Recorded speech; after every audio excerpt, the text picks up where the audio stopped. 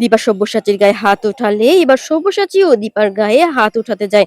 আর ঠিক তখনই রিকিয়া এসে সব্যসাচীকে বাধা দেয় এবং তাকে সাবধান হতে বলে। বাইরে পুলিশ দাঁড়িয়ে রয়েছে, তারা এবার সমস্ত এভিডেন্স নিয়ে এখানে এসেছে। সুকল্যাণ সব্যসাচীকে থ্রেট দিতে থাকে, সে দেখে নিবে সব্যসাচীকে। কিন্তু রিকিয়া সুকল্যাণকে বলে এসব বলে আর কোনো লাভই হবে না, বাইরে পুলিশ দাঁড়িয়ে রয়েছে। পুলিশ ভিতরে আসে এবং সুকল্যাণকে সেখান থেকে অ্যারেস্ট করে যখনই নিয়ে যাবে ঠিক তখনই তান তার দিকে তাকিয়ে বাবা বাবা বলতে থাকে। মায়া ভরা দৃষ্টিতে তানের দিকে তাকিয়ে থাকে সে শেষ মুহূর্তে, কিন্তু তাকে অ্যারেস্ট করেই নিয়ে যাওয়া হয়। এরপরের সিনে দেখা যায় রাখিদের স্কুলে ফাংশন হবে। রাখি তাই গান চালিয়ে নাচ প্র্যাকটিস করছিল। তখনই জেঠিমা এসে বলতে থাকে এই যেটা চালাচ্ছে কত বিল উঠবে তার জানা আছে, কিন্তু রাখি জানায় তার জেঠিমা যেন সবকিছু হিসেব করে রাখে, সে বড় হয়ে যখন চাকরি করবে তখন সব টাকা দিয়ে দিবে। মলিনা যখনই শুনতে পায় স্কুলে ফাংশন রয়েছে তখন মিমিকে জিজ্ঞেস করে তাদের স্কুলে কি ফাংশন হবে, মিমি তাতে পার্টিসিপেট করবে না, মিমি কেন প্র্যাকটিস করছে না। রাখি তখন হাসতে হাসতে বলতে থাকে মিমিদি তো নাচতেই পারে না, বারবার দেখিয়ে দেওয়ার পরেও পারে না। মলিনাও তখন রাখিকে শোনাতে থাকে রাখি বুঝি পারে, কিন্তু রাখি এবার তার জেঠিমাকে দু এক কথা শুনিয়ে দেয়। এরপর যখন মলিনা সেখান থেকে যায় রাখিকে বলে নাচ করবো তোর সাথে। রাখিও তখন তার মিমি দিদিকে ডাকে, দুজন একসাথে নাচ করতে থাকে। এরপরের সিনে দেখা যায় পাত্রপক্ষ জানিয়ে দেয় তারা ভেবলিকে আশীর্বাদ করতে আসছে, আর হ্যাঁ হ্যাঁ মেয়েকে গয়না দিয়ে সাজিয়ে দিবে, একদমই চিন্তা করতে হবে না। রাখি মুখে হাত দিয়ে দাঁড়িয়ে পড়ে, গয়না চিন্তা করতে হবে না, সব তো রাখিদের কাছ থেকে নিয়ে যাওয়ার ধান্দা। অমরেশ বাড়িতে ফিরলে বন্ধন তাকে জলের গ্লাসে গিয়ে দেয়। জেঠিমা এখন ঠিক মতো খাবারও দিচ্ছে না, বন্ধনকে সারা দিন খাটাচ্ছে। অমরেশ বন্ধনকে জিজ্ঞেস করে সে এত কাজ কেন করছে, কেন শুনছে তার জেঠিমায়ের কথা। বন্ধন তখন বলে তার কোনো কষ্টই হচ্ছে না, আর গুরুজনদের কথা তো শুনতে হয়। অমরেশও তখন বলে দেয় সেও তো বন্ধনের গুরুজন, বন্ধনের উচিত তার কথাও শোনা। এদিকে রাখি বেশ পাকা হয়ে উঠেছে, তার জেঠিমাকে কথায় কথায় টিচ করতে শুরু করে। ভেবলি আসে তার মাসির কাছে আশীর্বাদে কোন শাড়িটি পরবে তা সিলেক্ট করার জন্য। রাখি তার ভেবলিকে দিকে জিজ্ঞেস করে তার ভেবলিদের বুঝি বিয়ে হবে। রাখিরও না বিয়ে করার খুব শখ, বিয়ে করবে, গয়না দিয়ে সাজবে, আর তার বর অনেক সুন্দর হবে, তার বাবার মতো হবে, তবে গায়ের রংটা তার জেঠুর মতো হলেই ভালো, যদিও জেঠু একটু রোগা তবুও চলবে, কিন্তু বারে বারে পটি না করলেই হয়। মলিনা অমরেশকে আবারও সাবধান করে দেয় তাড়াতাড়ি করে বন্ধনকে যে যেন টিপসাপ নিয়ে নেয়। ওই 1 কোটি টাকা তার চাই।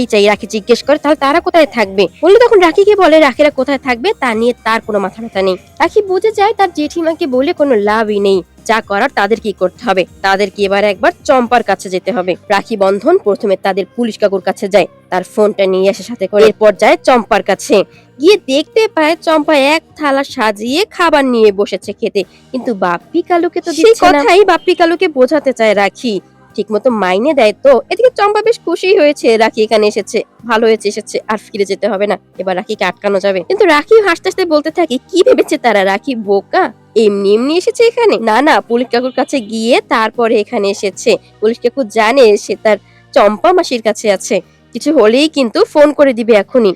রাখি গিয়ে চম্পার থালা থেকে খাবার খেতে শুরু করে।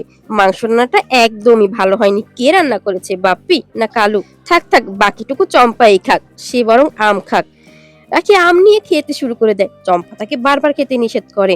তখনই বন্ধন ভিতরে আসে, এরপর চম্পাকে বলে দেয় তাদের সম্পত্তির দিকে যেন নজর না দেয়, তাহলে কিন্তু চম্পার অবস্থা বেশ খারাপ হবে। কিন্তু চম্পা বন্ধনের কলার ধরে এবং তাকে শাসাতে থাকে। রাখিও বলে দেয় খবরদার আমার দাদার গায়ে হাত দিবে না, পুলিশ কাকু কিন্তু জানে আমরা কোথায় আছি, তার ফোন আমার কাছে, আমি কিন্তু এক্ষুনি ফোন করব। রাখি চম্পাকে থ্রেট দিয়ে বলতে থাকে ওই বাড়ি আমার বাবার বাড়ি, ওখানে আমার মা থাকতো, আমার মায়ের গন্ধ আছে এখনো। জেঠু বলে খবরদার ওই বাড়ির দিকে নজর দিবে না।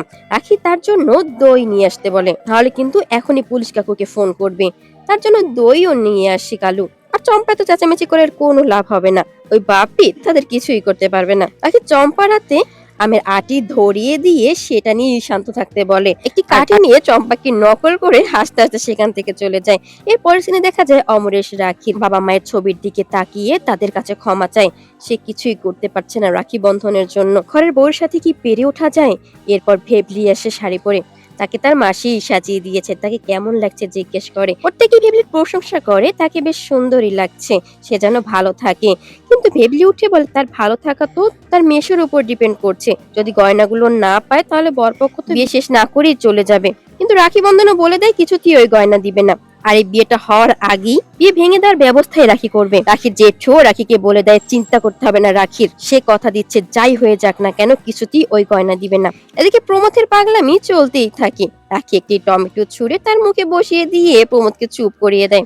অপরদিকে মদন মলিনাকে বলে দেয় সে যে ওই গয়নার আশায় বসে রয়েছে, ওই গয়না তো সে কোনোদিনও পাবে না, রাখি বন্ধন কখনোই ওই গয়না দিবে না। কিন্তু মলিনা বলে গয়না কি করে তার কাছে আনতে হয় সে পদ্ধতি তার ভালো করে জানা আছে, সে ঠিক পদ্ধতিতে এগোচ্ছে। পাত্রপক্ষ আসবে, বাচ্চু যেন ওর পুরনো পাঞ্জাবি পায়জামা বন্ধনকে দেয়।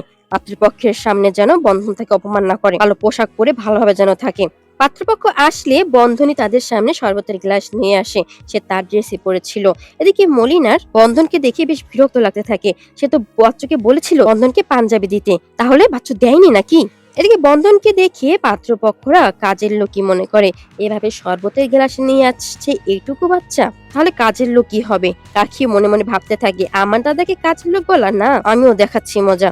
রাখি বলতে চাইলেও বন্ধন তাকে থামিয়ে দেয়, তারা কাজের লোকই ভাবুক। রাখি কিচেনে গিয়ে যখনই একটি মিষ্টি উঠিয়ে খেতে নিবে তখনই প্রমোদ তাকে বাধা দেয় এবং চোর বলে। রাখি ও প্রমোদকে কথা শুনিয়ে দেয় সে চোর নয়। এরপর যখন মিষ্টি হাতে নিয়ে বরপক্ষের সামনে যাবে ঠিক তখনই রাখির হাত থেকে সেগুলো পড়ে যায়। আর জেঠিমা চিৎকার দিয়ে তাদের সাথে খুব বাজে ব্যবহার করতে থাকে, সাবধানে কেন আনতে পারেনি। রাখি তখন বরপক্ষের একজনকে বলতে থাকে তার বাসায় কি কোনো বাচ্চা কাচ্চা নেই, তারা যদি এরকম ভেঙে ফেলতো পড়ে যেত হাত থেকে তাহলে কি তারা এরকম করতো? শিশুরা ফুলের মতো, যারা ফুল শিশু ভালোবাসে না তাদের কোনো মনে নেই। বন্ধন তাদের কাছে ক্ষমা চায় এবং নিজের হাতে সবটা পরিষ্কার করে নেয়। বন্ধনের ভাঙা পিরিচ উঠাতে গিয়ে হাতও কেটে যায়। মিমি তাকে গিয়ে বলে কিছুই তো হয়নি, তাহলে যা তাড়াতাড়ি গিয়ে তাদের জলখাবার গুলো দিয়ে আয়। বন্ধনকে যখন জিজ্ঞেস করা হয় কত মাইনে পায় সে, বন্ধন তখন উত্তর দেয় দুবেলা খাওয়া পড়া আর থাকা। তারা রাখিকে তাদের বাসায় কাজ করার জন্য নিয়ে যেতে চায়। ভিডিওগুলো পেতে চ্যানেলটি সাবস্ক্রাইব করে রাখুন, লাইক কমেন্ট করতে ভুলবেন না। ধন্যবাদ।